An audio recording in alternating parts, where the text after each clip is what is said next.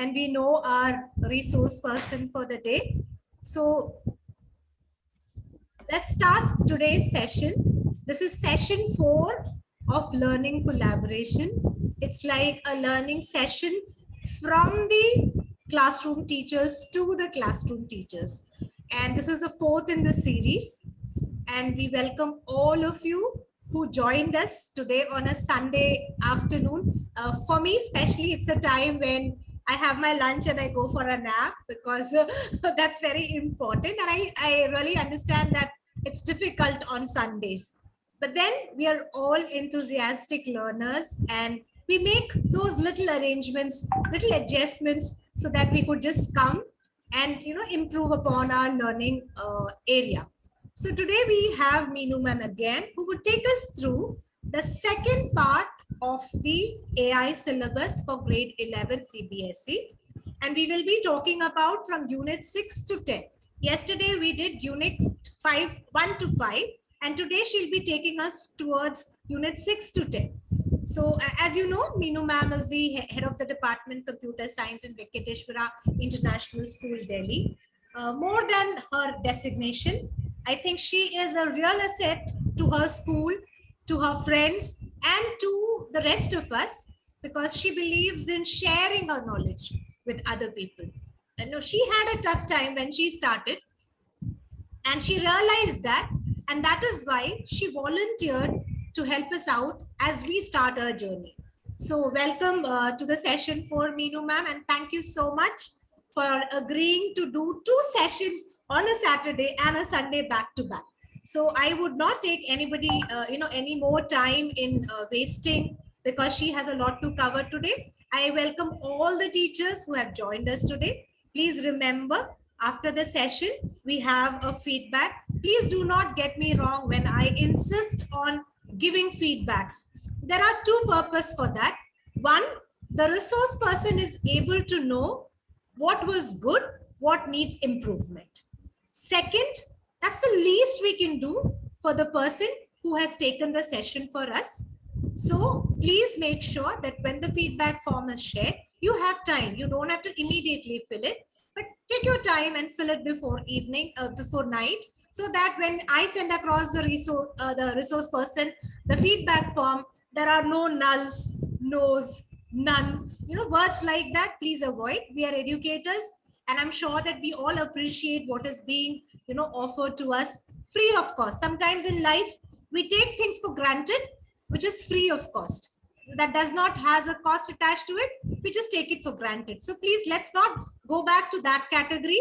This is for us and by us. So let's all collaborate and contribute. Over to you, Meenu ma'am. Thank you so much, Shivi. Yesterday, we were dealing with units 1 to 5, and that was also the introductory portion.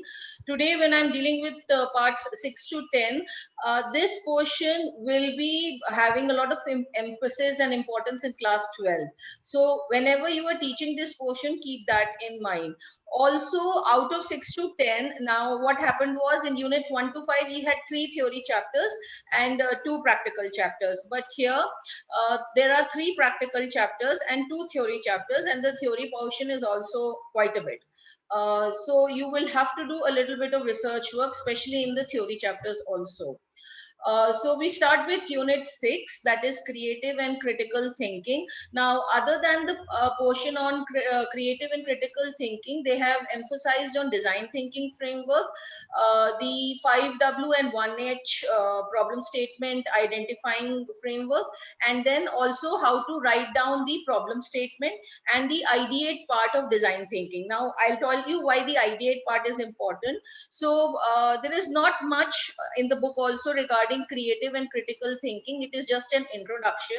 After that, you have to come to the design thinking part. Now, design thinking, I think most of you must be knowing about it. There's a lot of emphasis now on using design thinking to solve any kind of problem, whether it be any SDG or AI. You just pick up a problem, and then using design thinking, you try and solve that problem. So there are lots of stages in design thinking, and these are the stages that I have emphasized. So you will have to tell the students about all these parts. You can also give them questions. There's a lot of resource material on the net for this.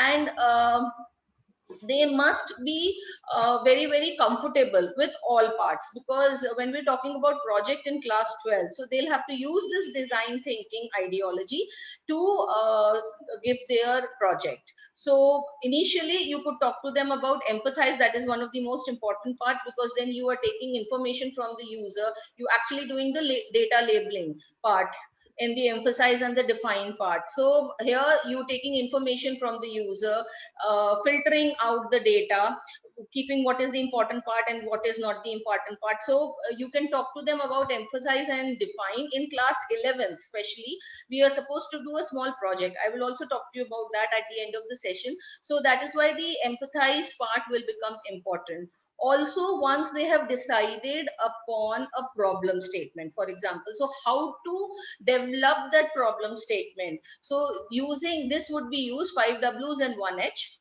So 5 W's and 1 H consists of, as you can see, who, what, when, where, why, and how. So you can take up any question, like, for example, you want to talk about how air pollution is making lives difficult for everyone. So define the problem statement using this.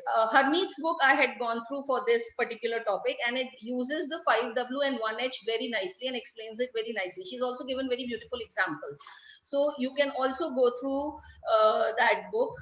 I've tried to give you problem statements here. So if you see, we've given something like identify a theme which can be classified as a social problem, create a problem canvas for it using 5W and 1H.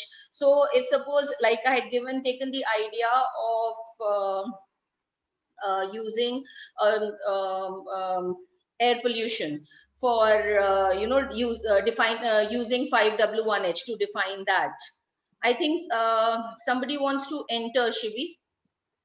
Hello. I had let everybody in. I can't see any. Am I Yeah, audible? ma'am.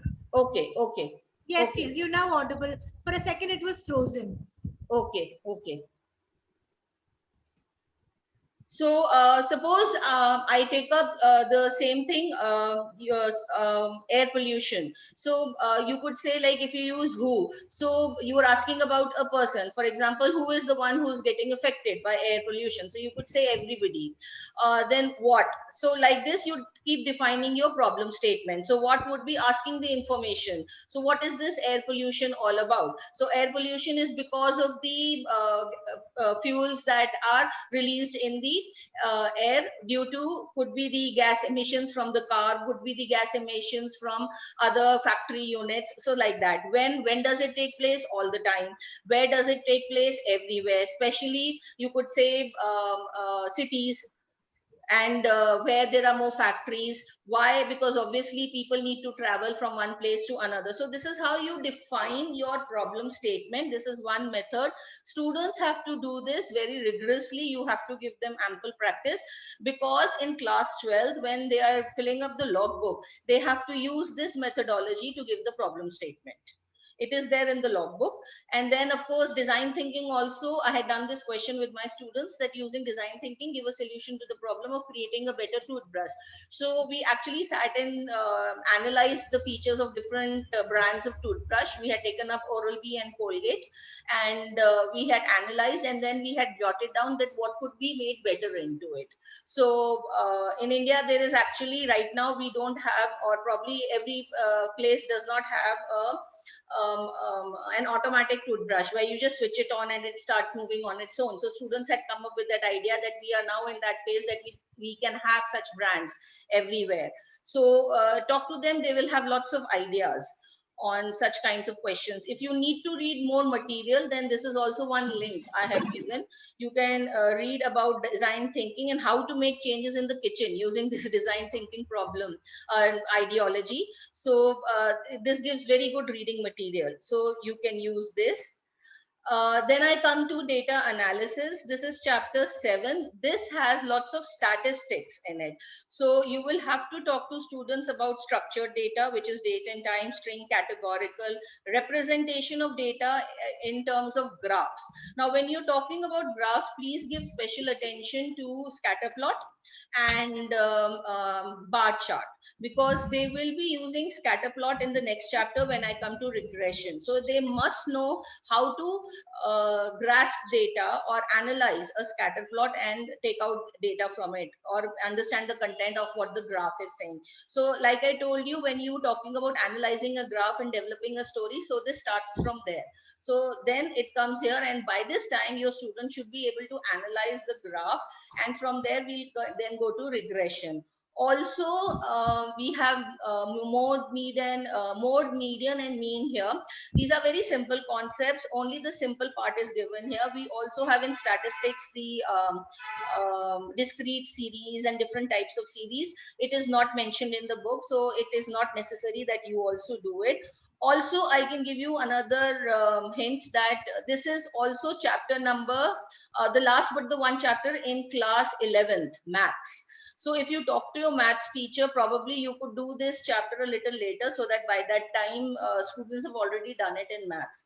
So as it is mean, median, mode, and they've already done in class 10. So they will have a fairly good idea about it. Variance and standard deviation, there are ample information and examples on the net. So you can go through this. This also comes in chapter 3, maths and AI. So I did not do this topic there. I do it together in unit 7. So again, it's up to you how you want to go about it. You will also be talking about ordinal data, nominal data here in this chapter. So there's a lot of things to be covered. Graphs, I would request you again, give special emphasis to scatter plot and bar charts. So now we come to unit 8. This is regression. I will be taking a little time to explain regression, because this is one chapter which will give the emphasis on the project for class 12, so that students understand that this is one of the algorithms that we use in supervised learning.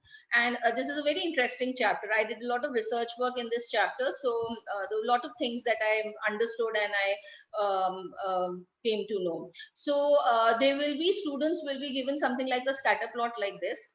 Okay, initially I used to give them the scatter plot, and from there they used to do the analyzing. Then later on, of course, I brought them to that level where they are developing their own scatter plots, and it's not difficult. They already know how to make a scatter plot from class 10. So you will not have that much of difficulty. These are the topics that you have to cover. You will be doing correlation and regression, crosstabs and scatter plots, Pearson's R, finding the line. This is the line of best fit, which is, this line is called the line of best fit. So we are talking about this line, describing the line, how good is the line. So you have to analyze and then give your own answers to it. And then correlation is not causation. This is also one topic in it. So as I told you, when we're talking about regression, regression is a algorithm for supervised learning. Now there are two types of regression. Linear regression and logistic regression. In your syllabus in class 11th AI, you have linear regression, but I would suggest that you also talk to them about logistic regression, because when they do their project, not many problems can be solved using linear regression. The reason being that linear regression always works with two variables. Okay, and it will always predict a numerical value. But logistic regression, in the real world, it is not necessary that we're working with only this thing, numerical data. We will be working with character data. We will be working with date and time. So that is why I do talk to them about logistic regression. Logistic regression handles the other types of data. So you must tell them at least this, otherwise studying part, linear regression is there. Okay, so there are linear regression is an algorithm used to predict or visualize a relationship between two different variables. Okay, and there are the two types of variables. One is the dependent variable and the other is the independent variable. So using the information, if you're giving a question, so they have to draw this line. So this line is called the line of best fit, and the method that we are using, the method that is given in the book also, is the least squares method. We also call it the least squares regression method. Okay, so and the part where it touches your y-axis, this is your y-axis, this is your x-axis. I hope everybody knows that. So the part where it touches the y-axis is called the intercept. This is all part of statistics. So if your child has done a little bit of eco, he or she would be knowing it. Otherwise, you'll have to explain it to the children. And this is the slope of the line. So both the intercept and the slope do have special meaning in regression. We will also see what are the different types of questions that you can ask the students. So this will be the graph that you most probably will be getting. What happens is, what is the least squares method? When you plot the graph and you draw this, find out this line, which is the line of best fit. This line of best fit means that the distance of each point to this line is minimum. So that is why it's called the line of best fit. And that is why this method is also known as the least squares regression method. Okay, so when you, these are the various videos I had, and they explain this method very nicely. So you can go through these videos to understand this concept. And then of course, what are the kind of questions you can give? Now you can give them direct questions that this is the data I'm giving you, find the line of best fit. Or you can also give them certain application based questions. I've given you some examples here.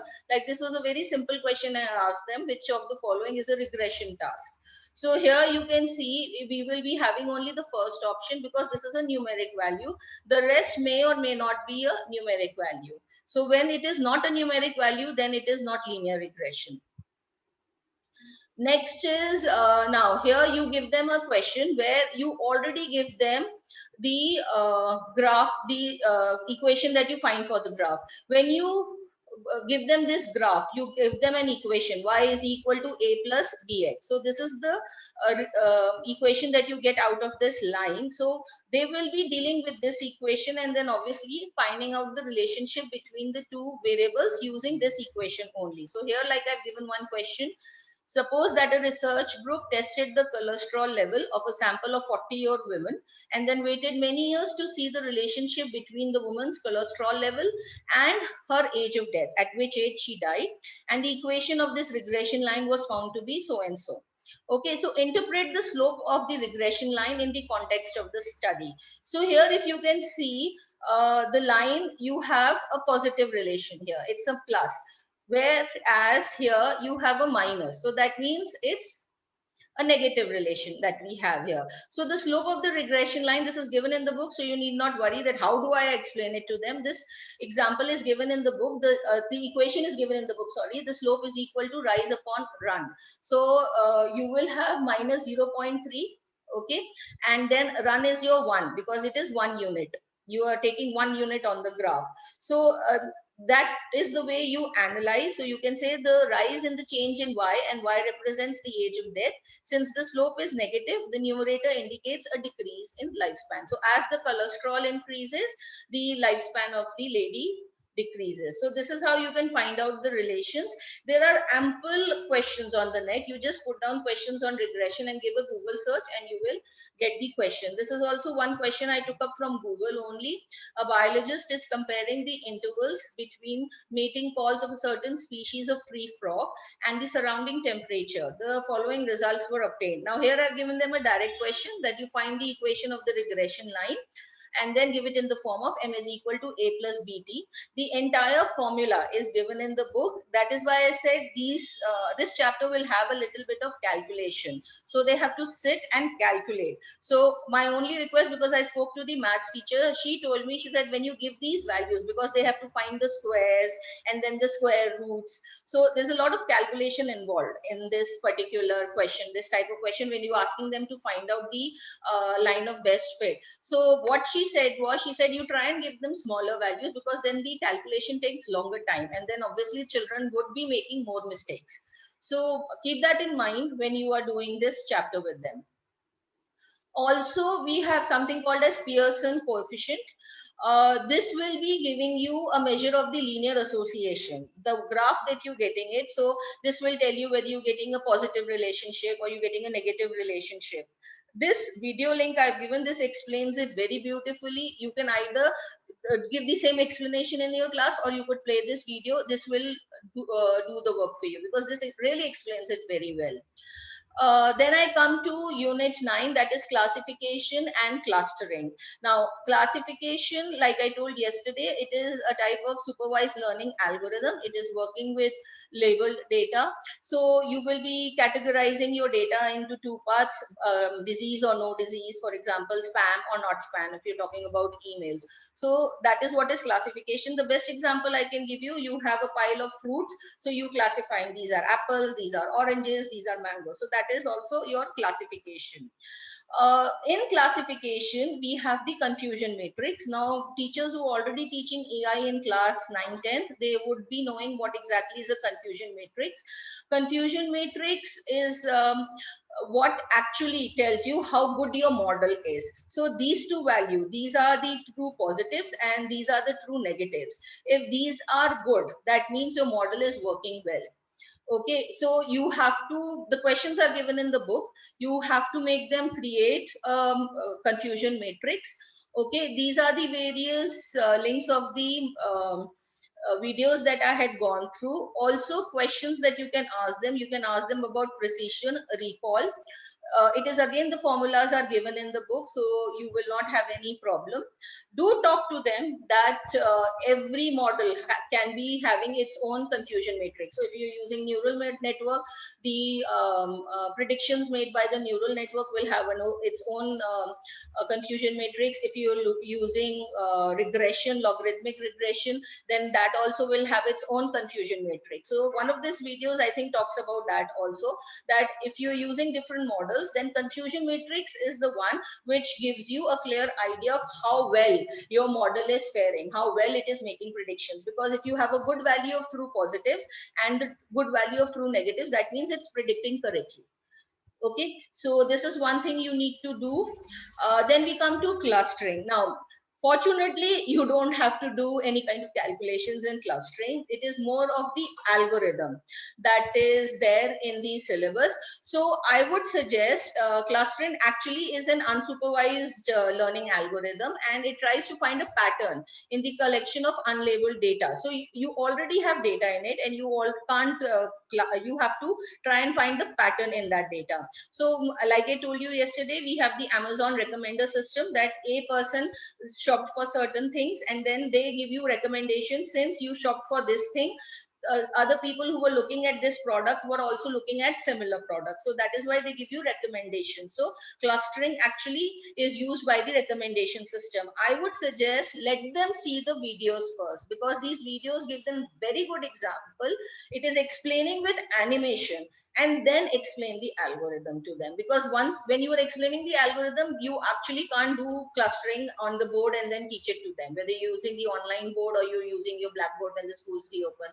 So try and use the animation given in the videos so that they get an idea, and then explain the algorithm. Then after these two heavy chapters, let me tell you, unit 10 was like a walkthrough for me, because this was one of my favorite topics also, and this was an easy one, and there were lots of videos that I got on this chapter. So I covered most of this chapter through videos only. This talks about AI values, especially AI working for good. There are also 2-3 links given in the chapter itself, so you can go through those links. And principles for ethical AI, so you talk to them about the 4 stages of ethical AI, that how it becomes a vicious cycle.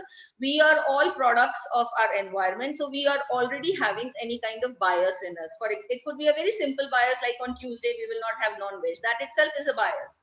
So how difficult it is for a programmer to not introduce bias in the algorithm that he or she is developing for AI. So you have this video, then you could give them real life examples. I always do this with my students. Whenever I find a real life example of anything in AI, especially AI bias, then I talk to them.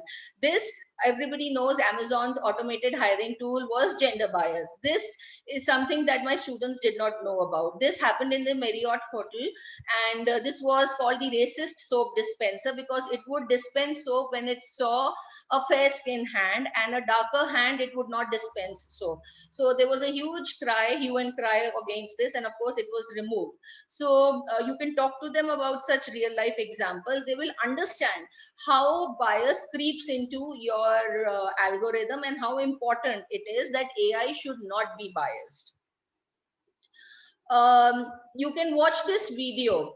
This is a very good video about this lady who is having dark skin, and she was working on the software, and the software could not recognize the darker skin tone people. So because the programmers had already encoded it with had tested it with fair skin people. So that is how she talks very well, explaining how she is now working with companies to try and fight bringing bias into machine learning. So you can talk to them how now companies are devising AI which will check other bias in AI. So it is how AI checking on AI. So you can talk to them about it. This is a very nice video where she talks about all her entire journey also.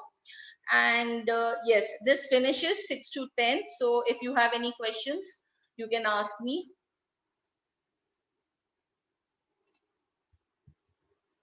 There is one project that they have to do at the end of 6 to 10, and they have to use any local problem. They can define any local problem, and they have to do it till the ideate part of design thinking. But I would suggest, since you are going till the ideate part, if they are using something like regression, let them do it. Let them make the graph and the line of bed space in at least Excel.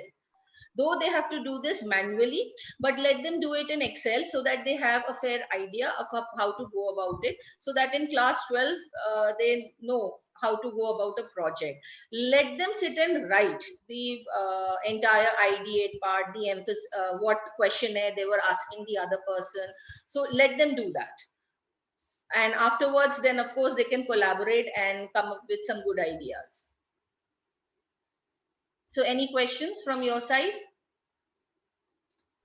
Ma'am, my first question is, you were continuously referring to a book, that you were telling that we can refer to a book. Which book were you actually, when I started, I told this yesterday also, when I started studying AI, there weren't any books in the market except for Harmeet's class 9. I started with her class 9 book on AI. So certain concepts are very well explained in the book. So that became my Bible. So again, other, obviously class 9 syllabus and class 11 syllabus, there's a huge gap. So certain concepts are there, like neural network. The 3 layers are very well explained in that book. The 5W1H problem that I told you about, the examples are very good in her book. So you can go through the book, but ultimately there are there is a huge difference in class 9 and class 11. So you can refer her book, but you will ultimately have to come down to Google and start researching on your own. Okay, ma'am. Thank you. Next question is, suppose the schools reopen after 6 months. Now, AI is taught very easily using the laptop, sitting at our home. We can go to YouTube and we can show everything, tell the children to play the game along with us. So suppose if the schools are opening after 6-7 months, how do we go about this in the classroom? See, what happens is I have a projector in my lab. So if you could do something like this, if you have less number of children, like in one school I used to work with, I had less number of children. So whenever I used to give a demo, I used to make them crowd around one single computer, and there I would give them the demo. So you are the teacher, you will have to be a little resourceful and you will have to think about it. You could use the auditorium if you have the projector in the auditorium. So you could show them the videos there. Certain videos you can let them see at home. Give them the link, show them in school, but give them the link so that if they want to see it again, they can see it again at home. I do this even now. I show them the videos and I give the link to them, because 10 days later, if they want to study the concept again, at least the video is there with them. Okay. Thank you so much, ma'am. Good afternoon, ma'am. May I? Yeah, please go ahead. Hi, ma'am. I'm Divya. So I was wondering, in grade 11 and 12, you mentioned about the students should do a project, right? Just like any other subject. Can you show us any of the completed project which your children have done? I think I should have the project in my mail. I will share it on the group, what my students did. What I did was I made them make a PPT explaining the process that they undertook. So they took up an idea that one of my students came up with a very nice idea that he would make a small necklace for ladies who had high blood pressure, and the necklace would have sensors and they would emit sound as soon as the blood pressure went above a certain level. So I'll see if I still have that project in my mail. I will share it with you so that you get an idea what is to be done. So the project is basically on the design thinking concept. Yes, completely. 11th also, 12th also. So ma'am, do you have any Python program which implements any of the algorithms which you mentioned? Ma'am, the 12th class book has come, so I'm still studying that. So give me some time, then I'll answer this question better. Okay, ma'am. Sorry. Thank you so much, ma'am. Ma'am, could you explain about rewards and reinforcement algorithm? Yeah, reinforcement learning is basically reward and punishment. So it is something like your game-based competitions. When their AI is used, this reinforcement learning is used. So if you remember, Deep Blue has had defeated Gary Kasparov. Yes, ma'am. Yeah. So this reinforcement learning is used there. So the machine also learns. If obviously the machine uses a wrong move, then the machine is losing the game. So this is like the reward and punishment system.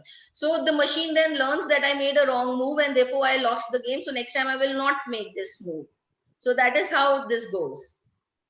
It's a whole big decision tree that the machine makes. If you want, you can Google this concept. The decision tree examples are given when you Google it.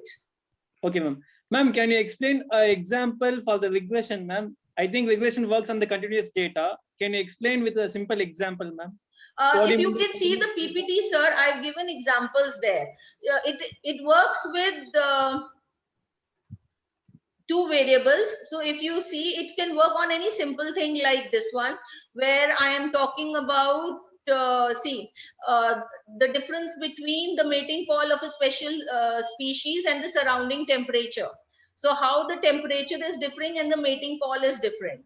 So this could be a study under your regression. The other thing that I gave was a 40-year-old women. They were studied and their cholesterol level were noted down, and then the age of deaths were noted down, and then of course this regression line was noted. So regression, any two variables which are dependent on each other, you can talk about regression on this. Is my screen shared? Sorry. No. It's not shared. Okay. Sorry. I'll just share my screen and then I'll show it to you.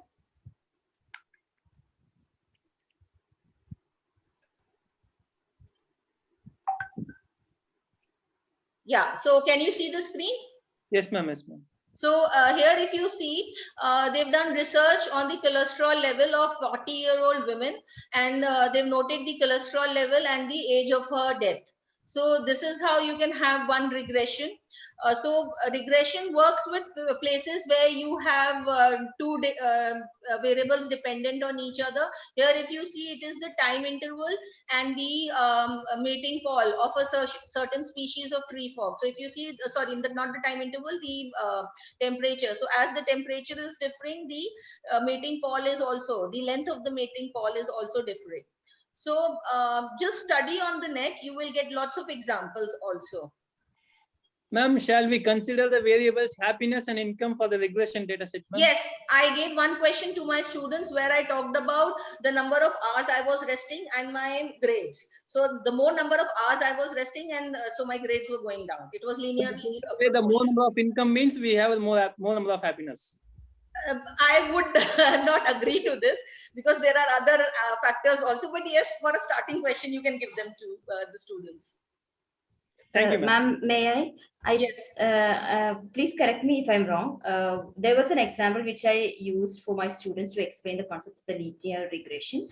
Let's say where there is a farmer who has a big plot of, let's say, any crop. So in 1 year, whatever crop he is cultivating, the profit he is getting from that particular plot, he is marking it. Across over the course of the year, maybe 2 or 3 years of time, we are marking the profit we are getting from the plot, and we are making a prediction. So next year, this is a profit which I'm going to get. But there are several factors which is going to affect the result. See, ma'am, Yeah. what happens is regression works on 2 variables only. So you will have to narrow down what your 2 variables are.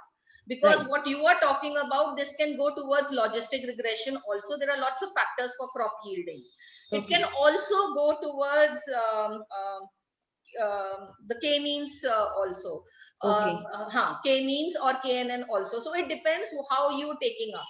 See, prediction of your the amount of crops, this can be different if you're taking all factors. If you're taking all factors, then it does not come under linear True, regression, true. because linear Okay. regression will take up only 2 variables.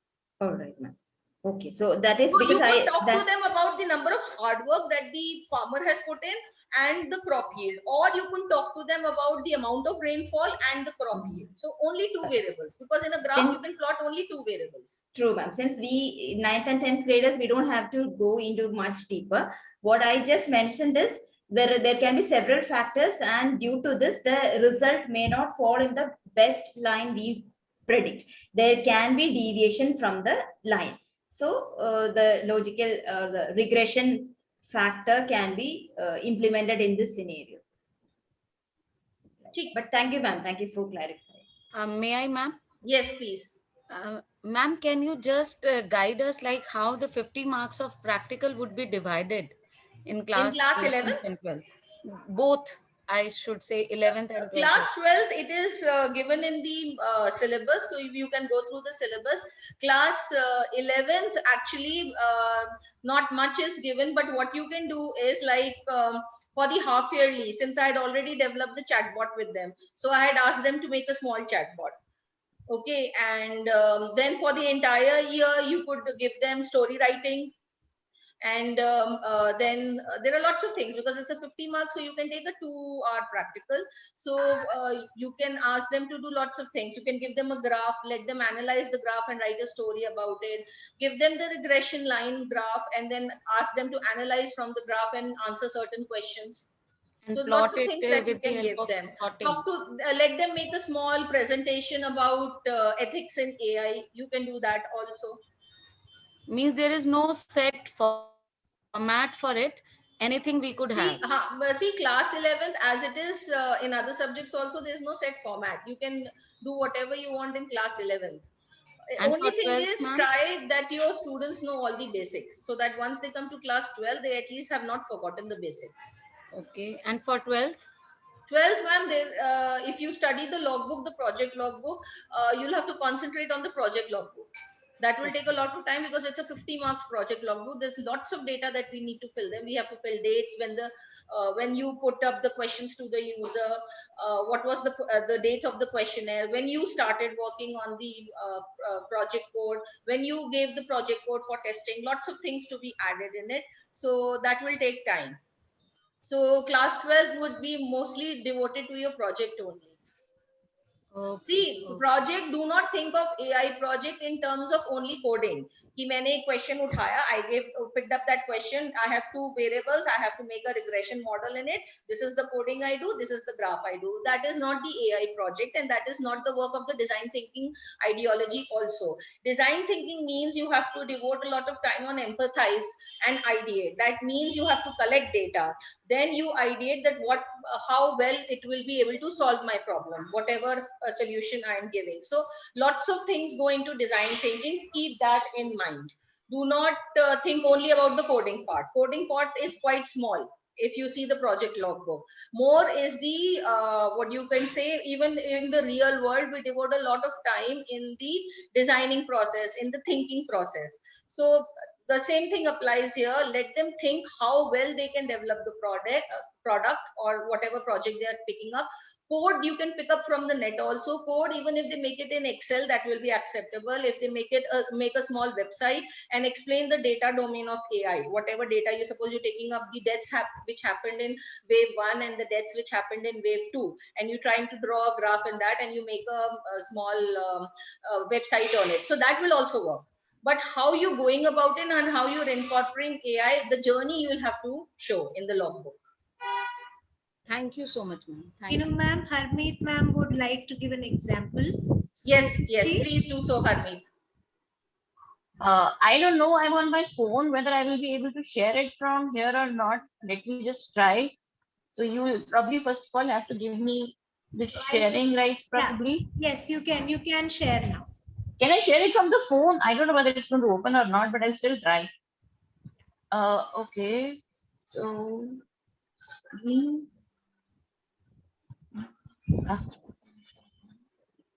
Okay. Can you see my? Not as Can you yet. No, can you see something? no. Okay. So how do I do it? This is a here I have a challenge. I need to share a Google Doc here. It's a Google Docs. Can you send it to me in the WhatsApp? I'll download and share it from my screen. Is that okay? Should be actually that is actually a part of that is actually the part of a book actually right now, so I cannot Right. share that. Got It it, being got it, publisher's got it. material. I don't know how to. Okay, just give me a second. I'll just try and share it from Google Drive itself. Give me 1 second. It's just Yeah, trying no to. problem, no In problem. the meantime, you can answer While some you are, questions.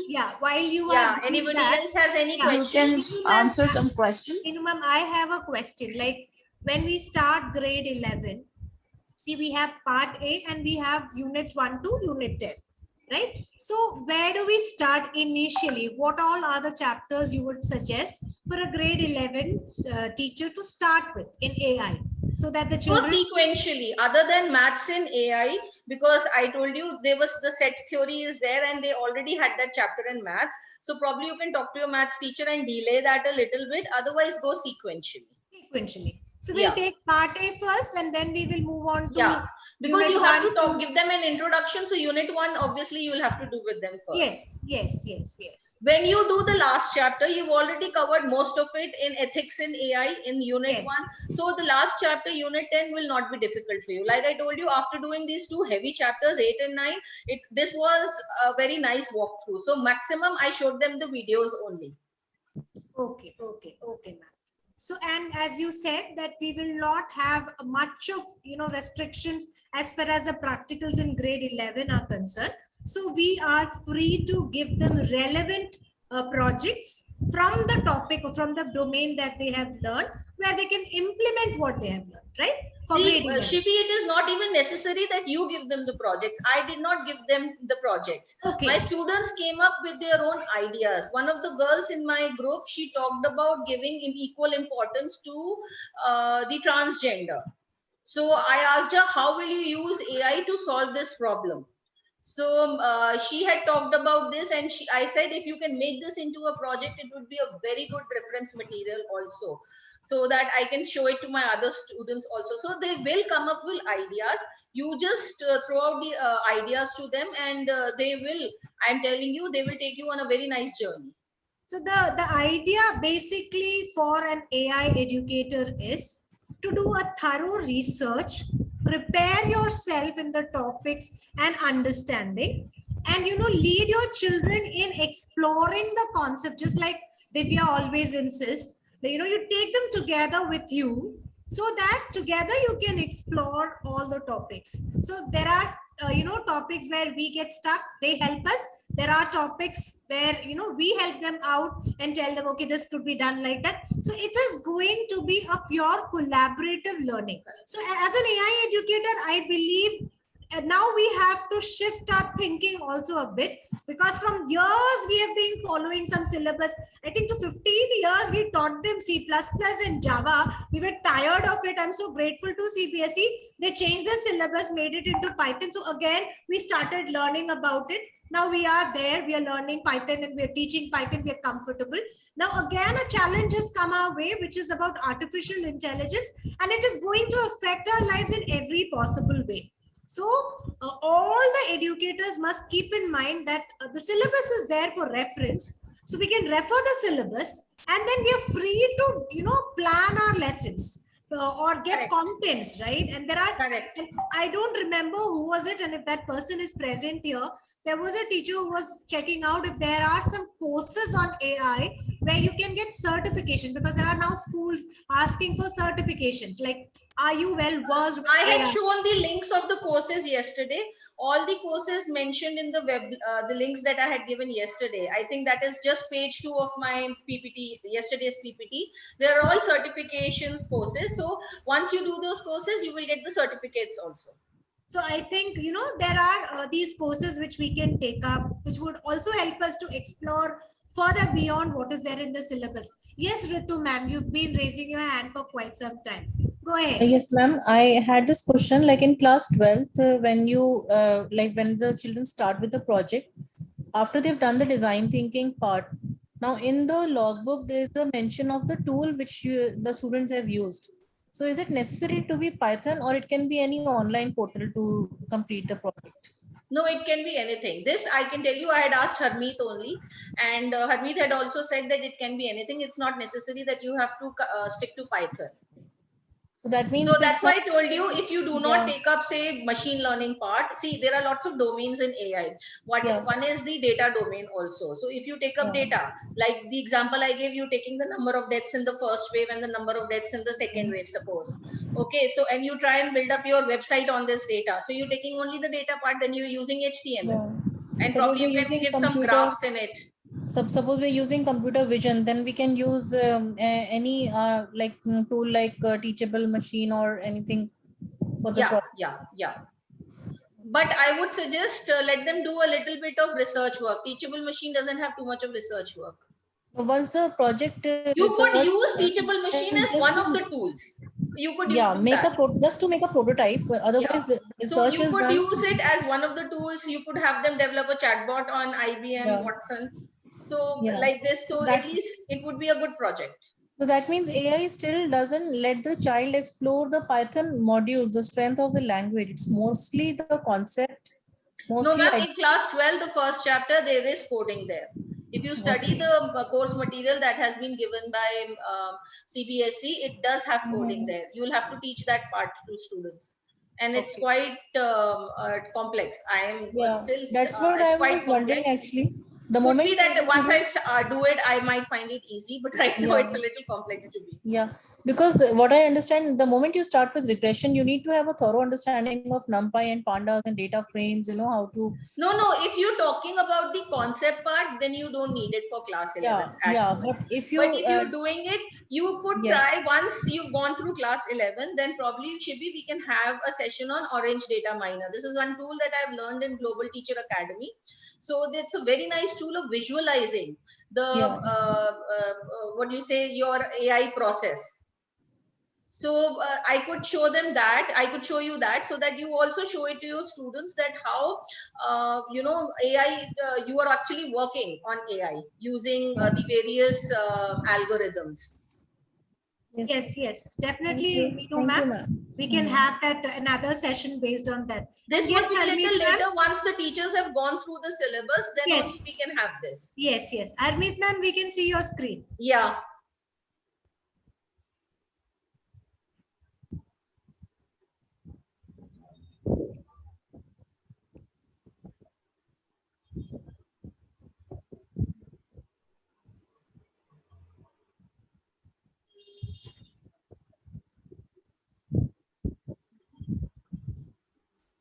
Oh, अरे इतनी मुश्किल से तो share हुआ था We could see something on the screen coming. Just give me 1 second. I'll just try again. Just give me 1 second. Can you see it now? Yeah. Okay, so can you see the document now on the screen? Yeah. Credit card fraud. Yes. So this is. I'll just change the dimension this way. So basically, I have commerce students with me also. And for learning about computer science, so this is about a project that they, so just like, Meenu was just talking about the data domain, right? So at that point of time, I basically asked them to just centralize and design their own mind map of how exactly the whole project will look like. So, you need to have what exactly. So basically for them, for commerce students, the thing is that they need to understand that, so the different stages of the W that we talked about, somebody was asking about how we can make use of different different algorithms that you are using.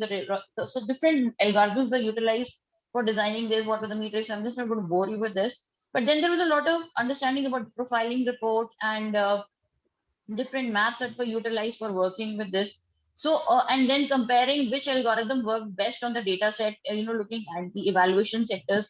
So this was possible because they were able to understand about, they did a lot of work with me in Python. So this is what the final classification report also looks like.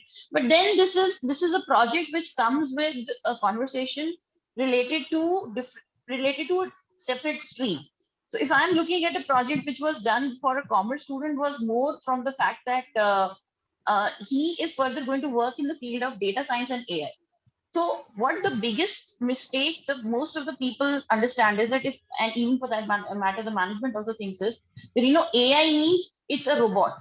And trust me, it's not a robot. There's a difference between AI and IoT. Basic difference is IoT. So yes, for AI project, we do pick up data from the sensors, but then sensor development and usage of electronics for that matter is a different field altogether.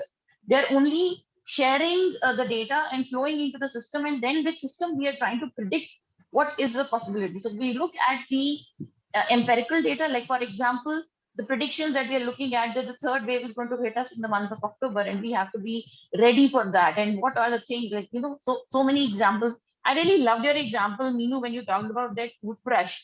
It was very exciting. In fact, there was one example you had also mentioned was the prediction of looking at the UFOs. So we must get them, excited about something. And it is not necessary that you just have to look at some project which is made in is made in Python. So if you are having science students and they are already attuned to better mathematics and they have that particular subject, why not let them go ahead? If they have a subject like humanities, or if they have subjects like commerce, then hit them with the fields which they are working in the different subjects. For example, this particular child had made this project because he's already got 6 subjects. He's got economics, maths, and computer science. So he just mixed up everything and made a very beautiful animation about it. Also, he made a very beautiful project for this business studies and all these things. So my conversation pertaining over here comes to the project. So another thing what Meenu was talking about was the one more thing I wanted to show you guys was this. So my recommendation to you also is, like, when you're talking so I would recommend, if you do a lot of writing, if you have those examples, try and write on different blogs. Okay, try and write on different blogs, try and, whatever topics you want to give them, tell them to. So if you are learning and if you are trying to share your knowledge with them, it is best that, you write things like on Towards Data Science, Analytics Vidya, or on Medium, and then share your experience with them, get them excited about it. That's very much important. So this would definitely be my point, where I'm just going to stop talking because I know I'm stealing the show from you, Meenu. I'm not going to do that. I'm only going to open them up for what of that. So sorry. So, It's just that, when you see somebody else as excited as you are about a particular topic, the enthusiasm, I think, is infectious to all of us. This is the only one infection where I really don't want to, wear a mask for that. yeah, very, No, very. I'll tell you, Harmeet, when I started, I was really skeptical about this subject because AI, like everybody is like, robotics padhana padega, and it is going to be one of the toughest subjects. But once I started studying, it was so exciting, and I read a lot about it. So now if people ask me, I said, no, it is not so tough. It's just that you have to work like any other subject and you understand it. Yes, it involves something like statistics and maths. We already have that mental block against maths. So you have to go against it. So I tried, inverse. I accept it openly that I did not know the concept of inverse. I had studied it in class 11, 12. I had forgotten. So I approached my maths teacher, asked her to teach it. And being a technology teacher, I recorded her lesson so that in the next sessions, coming in, I can say that session. Didn't we used to do this for Boolean algebra? We used to call our mathematics teachers and physics teachers for teaching the concept of circuits, and for Boolean algebra for computer science when we used to do it. I used to ask my physics teacher to teach me first so that I can teach my students. So integration is all there. Also, just and be open to asking for help. It does not matter if you're asking, the other teachers also come to you to learn about apps. You Why can not? also ask them about Why their not? particular Why not? subject. Maybe one of the weekends down the month of June or July, probably we can have a more session just regarding how to design a project. That would probably be helpful for everyone. Yes, I think I would love that, because I'm doing class 12. I would really love that. Okay, Shivi, we can lock on this one at least. Yes, yes, yes. I missed that small part of it. I didn't it completely. Meenu ma'am, what was that Harpreet ma'am said? Ma'am said that we can have a discussion on how to do the project. So being a class 12 teacher, I would really want that.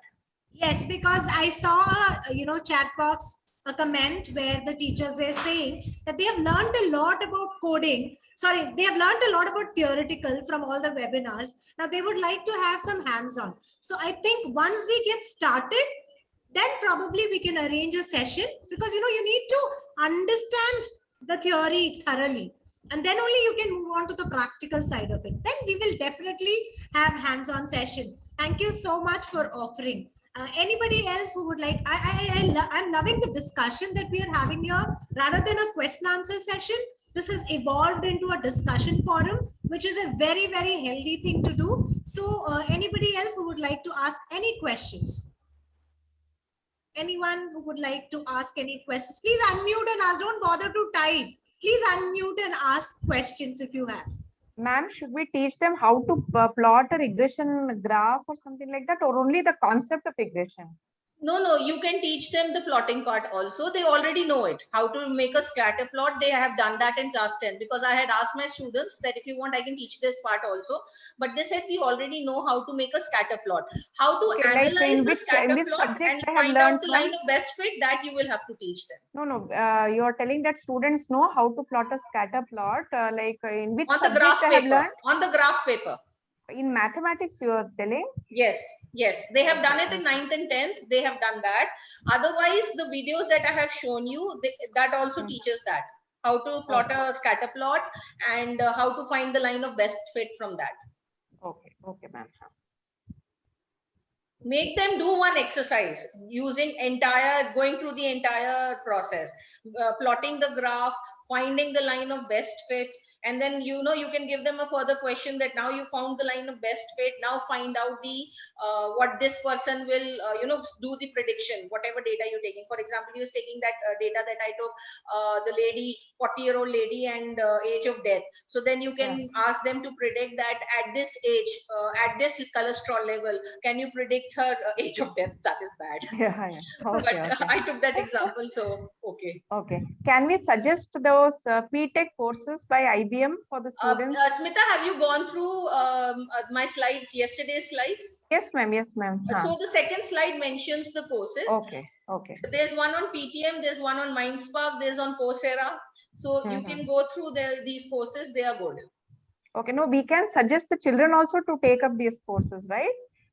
You use the material of these courses to teach the students. You don't let them do the courses, you do it yourself. Okay, thank you. There is one more suggestion, like somebody is asking about courses for students. I hope you guys have asked your students to sign up for the CBSE AI community, student community. Yes. If they have signed up over there, they do a session every day with children at 4 p.m.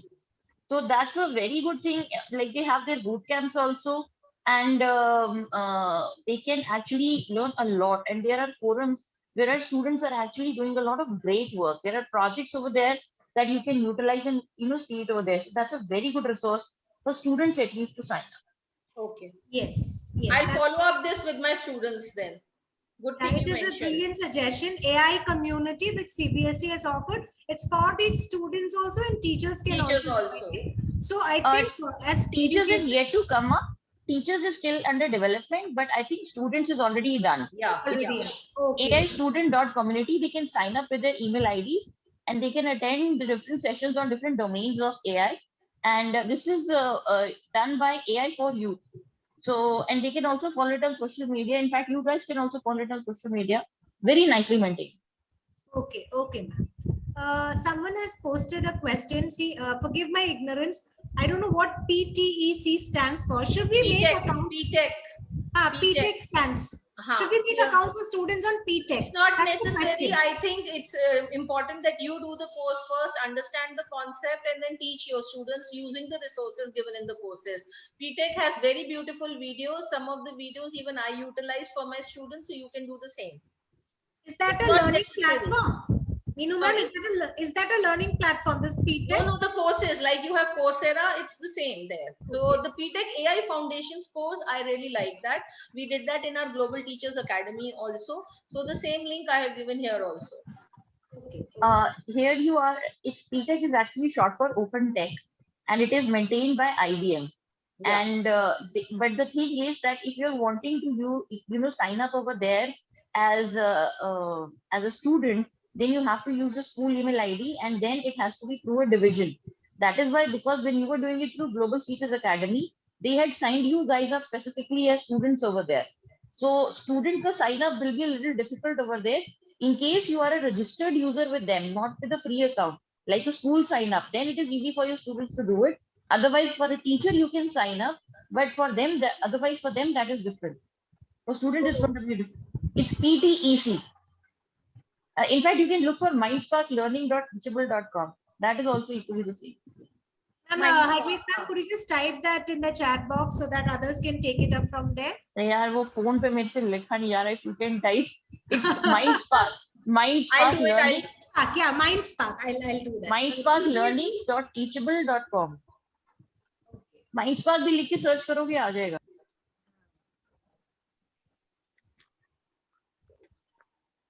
Okay, so somebody has. You can have 20,000 resources. It does not matter. At the end of the point, the factor remains that if you can gauge that enthusiasm in them, the same way we are exuberating that confidence right now. कि हमने इतना पढ़ लिया, we will also. So can you see, guys, the kind of confidence this lady is, showing? She is glowing with all the confidence that see, I've done all this work. Why are you guys also not doing it? So same thing has to go with the children also. Right. Trust me, you tap the energy, you give them one. I just did linear, the project that I showed to you. I just sat and did one linear regression with him. He came back with random forest gain and logistic regression, and then deploying it on Heroku. I was super impressed. So that's what I'm saying. You give them one pinch and they'll work like anything. Okay. So, any more questions for me? Mindspark, I can tell one thing, Shibi, one of their foundation courses, they will be giving you a PPT also. You can use that PPT while teaching Introduction to AI. That is a good PPT. When I started with AI, I did that course, and I used that PPT while teaching the first chapter. So it will be beneficial for teachers. So they will get that resource, and then of course they can add on to it. Okay, okay, ma'am. Thank you so much. Anyone else who wants to ask something? No? I think everybody wants to go and have a cup of tea. Okay, so we will not take it further. We always know that Meenu ma'am sessions are always short and crisp and quite effective. So let's keep it like that.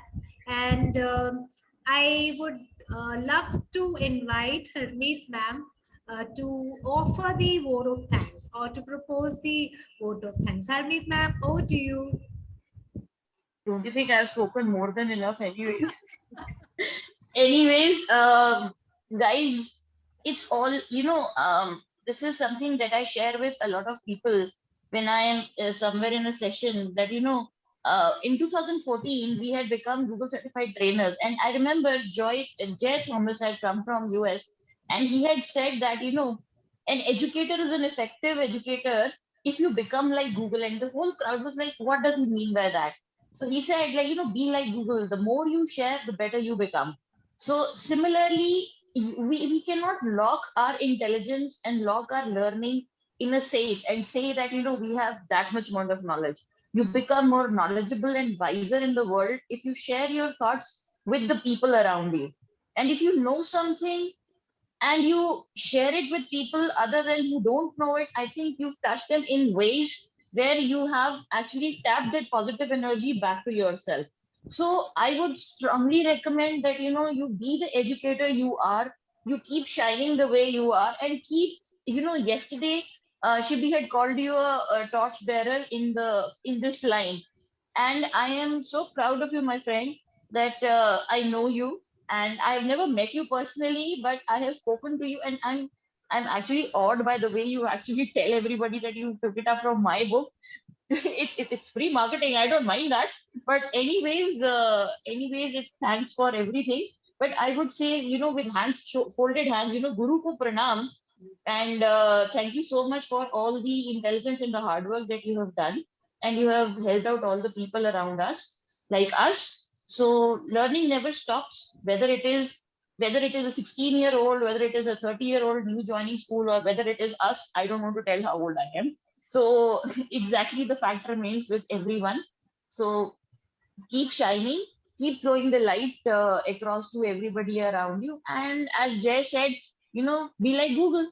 Share more. The more you share, the better you become. Thank you very much for such an enlightening session. And stay safe. That's all I would say. Thank you so much. Thank you. Thank you so much, Harmeet. Those were really profound words. I will remember this always, be like Google. And I think I'm going to make this my WhatsApp motto now.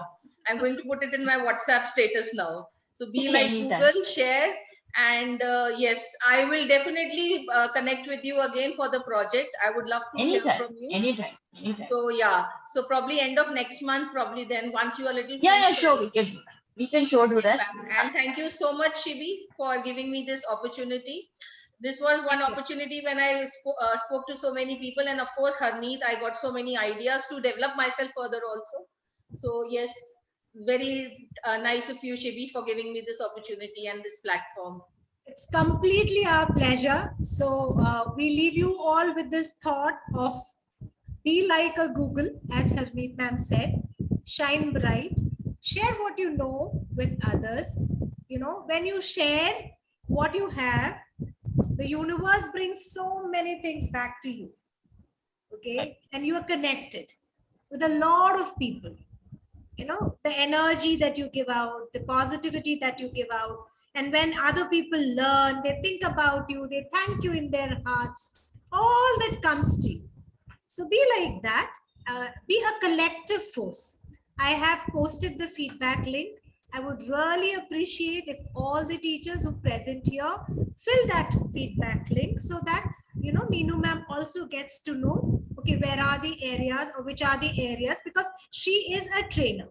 So which are the areas that she can work on, and which were the areas that the participants were quite clear about, or is there anything that she needs to, improve about? That's a reflection. So when we say a feedback, when we say it was an excellent session, it was a wonderful session, nice session, those are all accepted with gratitude. But that will not help that person to grow, to make corrections, to change. So next time when she comes and presents something to us, if you give her a proper feedback, I am sure the kind of person she is, she will incorporate those feedbacks into her sessions. Wherever she goes, need not be with us, but wherever she goes, she will keep those feedbacks in mind. And that is why we say, please share your feedbacks. It would just take 2 minutes, no? Nothing much to write. Your phone, your mobile number, and then just write about the session.